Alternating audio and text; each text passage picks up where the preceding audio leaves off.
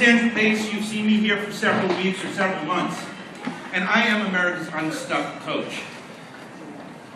As you can tell from the accent, I am not from Southern California or anywhere west of the Mississippi.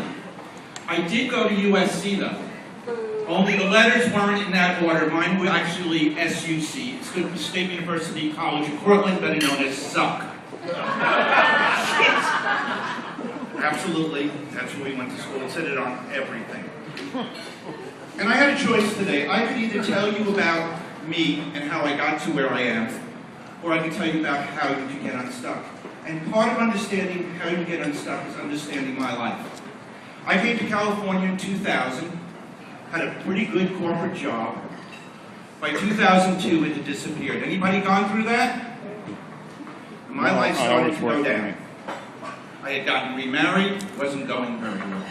Had a stepdaughter, that relationship wasn't going well. My business wasn't going well, and I was really, really unhappy. And sometimes the universe has a way of letting you know that you're unhappy and you should do something about it. Anybody ever find that out? Yep.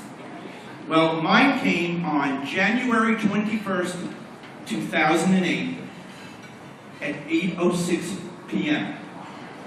Isn't it amazing? I know the exact moment because at that moment I died. I was over at America's Cup Yogurt. Everybody knows the one up in Costa Mesa?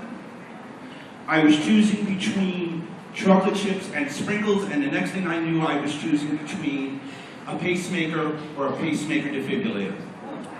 Okay? Now, the funny part about the whole thing was I had had a full physical the week before. Top to bottom, I had been there Friday to my doctor to get the reports, and he said, a little high blood pressure, no pills, a little high cholesterol, no pills yet.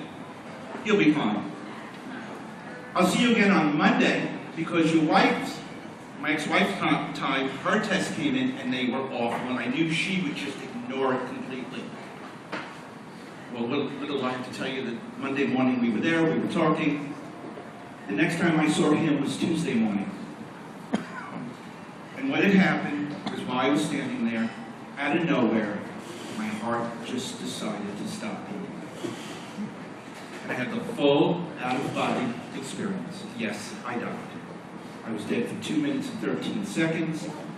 It wasn't my time, though. You know how I know it wasn't my time? You're still here.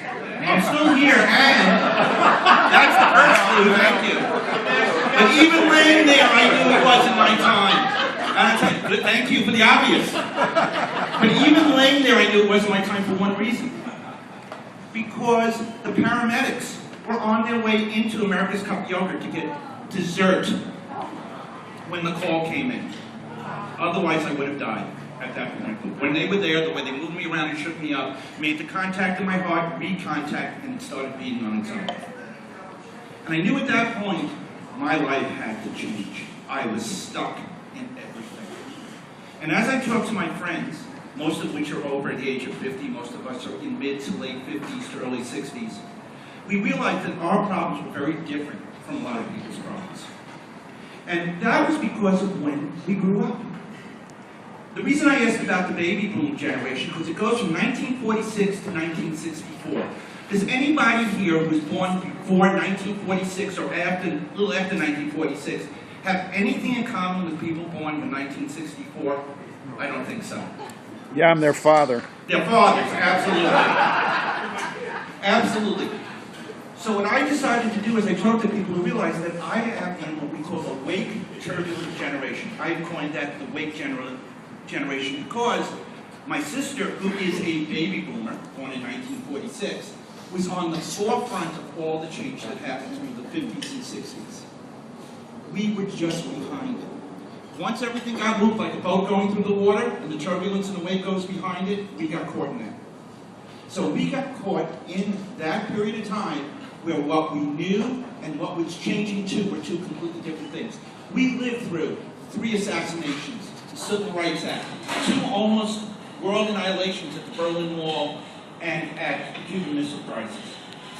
We lived through a lot of things. Men's and women's roles changed.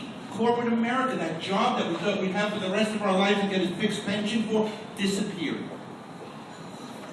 All those things that we were taught about, all those things that we thought we knew, all those things that we thought we could count on, just never happened, including I want my vineyard in Napa. With the boat going by. Everybody see that? To save your money? Well, most of us are going to outlive our money. And most of us at this point really are entrepreneurs. I thank you, and I am so, how can I say, grateful to be allowed to be able to come here and speak to you and give you my message. Thank you, everyone.